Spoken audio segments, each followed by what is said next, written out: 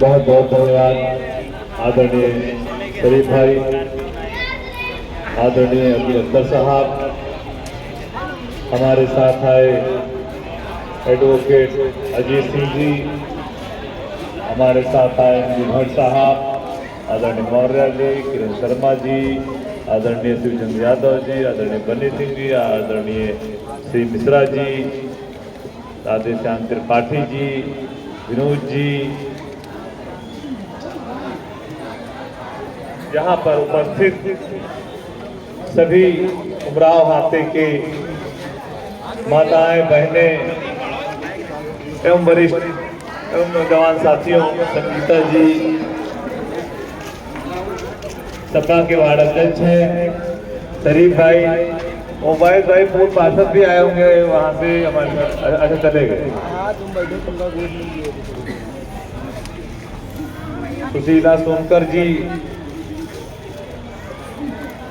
आज उमराव हाते में मुझे दोबारा आने का अवसर मिला है। इससे पहले मैं लोगों को चुनाव लड़ाता था, आज मैं स्वयं प्रत्याशी के रूप में आपके सामने हूं। आज देश में विषम परिस्थितियां हैं, उन विषम परिस्थितियों में चुनाव हो रहा है।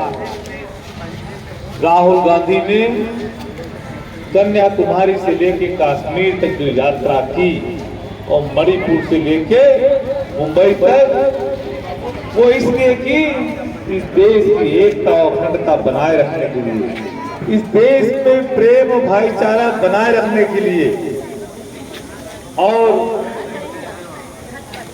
जो करोड़ों लोगों से वो मिले, उसके बाद कांग्रेस पार्टी ने एक मैनिफेस्टो बनाया, घोषणा पत्र, जिसमें 5 न्याय की बात की है। उसमें युवा न्याय की बात की है, भागीदारी न्याय की बात की है, श्रमिक न्याय की बात की है, महिला न्याय की बात की है, और उसके साथ साथ कृषि न्याय की बात की है। महिला न्याय में राहुल गांधी जी ने वादा किया इस देश की महिलाओं से कि सरकार बनने के बाद प्रत्येक महिला को 1 लाख रुपया प्रतिवर्ष दिया जाएगा।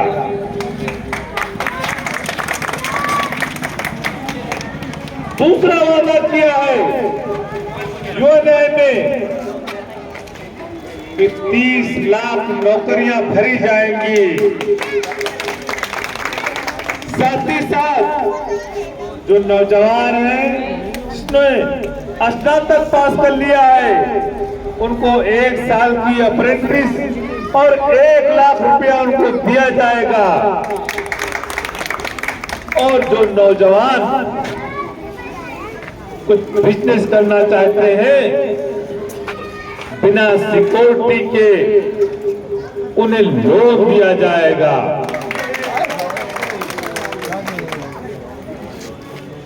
कृषि में ये कहा है कि मनरेगा, हम मनरेगा में 400 रुपया लोगों को मुहैया कराएंगे प्रतिदिन के हिसाब से।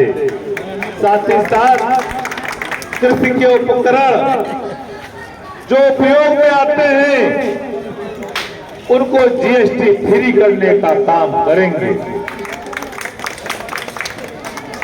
हमने गरीबियों को लिए हमेशा मदद की है, हम इंदिरा आवास देते थे।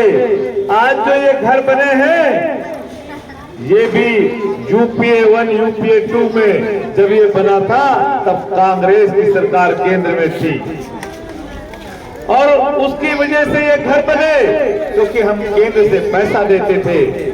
हमने कभी प्रचार नहीं किया, हमने काम किया है। आज पूरे लखनऊ में अगर प्राइवेट सोसाइटियों में अगर सीवर पड़ा है तो Jawaharlal Nehru urban renewal mission के तहत पड़ा है। हमने लोगों को बताया नहीं, हमने काम किया है। जो आज शुद्ध पेयजल मिल रहा है वो भी Jawaharlal Nehru urban renewal mission के अंतर्गत हमने पाइपलाइन डलवाने का काम किया। हमने विज्ञापन केवल झूठे नहीं निकाले, हमने काम करके साबित किया है अपने आप को। आज तक जो भी विधायक आज से वोट मांगने आते होंगे दोबारा नहीं आते होंगे, आते हैं कभी? आप बताइए, आप लोग बैठे कभी दोबारा आए? लेकिन मैं आपसे वादा करता हूं कि आप अपने भाई अपने बेटे को विधायक बनाइए, आपका गुस्सा हाल लेने में हर 2 महीने में आपके सामने आऊंगा, आपको सुख और दुख में खड़ा मिलूंगा। आप जब मुझे पुकारेंगे, जब मुझे याद करेंगे मुसीबत में, तो आपका भाई आपका बेटा रात में 2 बजे आपके सामने खड़ा मिलेगा।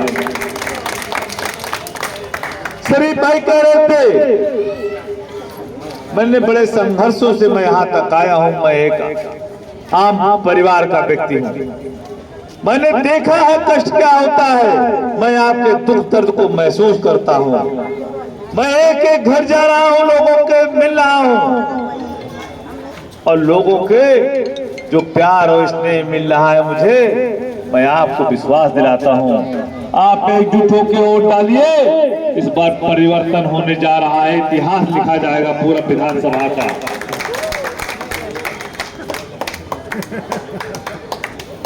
राहुल गांधी जी कल आ रहे हैं इंदिरा गांधी स्थान में। इस देश में इस सरकार ने जिस तरीके से बाबा साहब के बनाए हुए संविधान पे बदलने का प्रयास किया, और प्रधानमंत्री चुप है, जिस तरह से उनके सांसद कहते हैं कि हम संविधान बदलने जा रहे हैं। लेकिन राहुल गांधी जी संविधान कोई बदल नहीं सकता। राहुल गांधी जी ने एक बात और कही है कि जिस तरीके से कॉन्ट्रैक्ट नौकरी मिल रही है उसको समाप्त करेंगे और सबको परमानेंट नौकरी देने का काम किया जाएगा। उसके साथ साथ हम पेंशन भी देने का काम करेंगे, इसलिए कि अगर जीवन भर सरकारी नौकरी कोई करता है तो उसको पेंशन तो सरकार को देने का अधिकार बनता है, उसका जिम्मेदारी है। इसलिए नहीं तो क्यों आदमी सरकारी नौकरी करे, प्राइवेट करेगा। राहुल गांधी जी जो कहते हैं उसको 100% पूरा करते हैं, मेरा विश्वास दिलाता हूं। इस बार आप लोग विधानसभा के उपचुनाव में हाथ के पंजे के सामने वाला बटन दबा के मुझे जिताइए। मैं आपके बीच में हमेशा उपलब्ध रहूंगा, और जब आप याद करेंगे मैं आपका बेटा, आपका भाई आपके समझ हाजिर होगा। बहुत बहुत धन्यवाद।